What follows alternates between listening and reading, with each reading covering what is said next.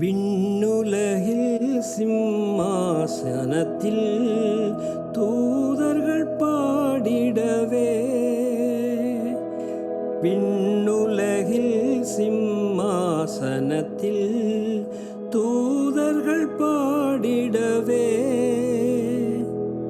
வீற்றிருக்காமல் மானிடனானது மாதயவே தயவே,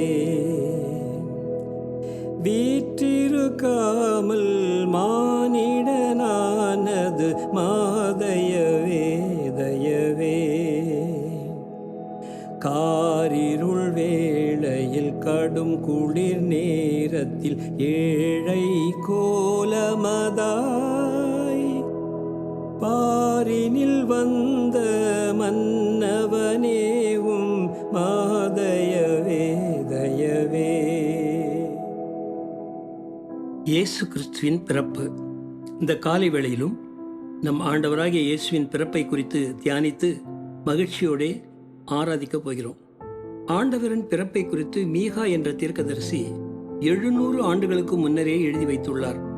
எப்ராத்தா எனப்பட்ட பெத்லகேமில் இயேசு பிறப்பார். அவர் பிறப்பதற்கு முன்னதாகவே அவர் இரட்சகர் என்றும், அவர் பெரியவர் என்றும், உன்னதமான தேவனின் குமார் என்றும் தேவதூதரால் அறிவிக்கப்பட்டது. உலகத்தை படைத்த ஆண்டவர் தம் ஒரே பேரான குமாரனை நம்முடைய பாவங்களுக்காக தாழ்மையின் உருவில் அவதரிக்க செய்தார். இயேசு ராஜா நமக்காக தன்னையே தாழ்த்தி ராஜ அரண்மனையில் பிறக்காமல் மாட்டுத் தொழுவத்தில் பிறக்க வைத்தார். நள்ளிரவில் தேவதூதர் கூட்டம் ஆண்டவரின் பிறப்பின் நற்செய்தியை சொல்லுவதற்காக பாடல் பாடி சென்றனர். மேய்ப்பர்கள் இரவிலே மந்தையை காத்து கொண்டிருந்தார்கள். அந்த க்ஷணமே தேவதூதர்களின் சேனை ஆண்டவரின் பிறப்பை அறிவிக்க மேய்ப்பர்களுக்கு முன் தோன்றினார்கள்.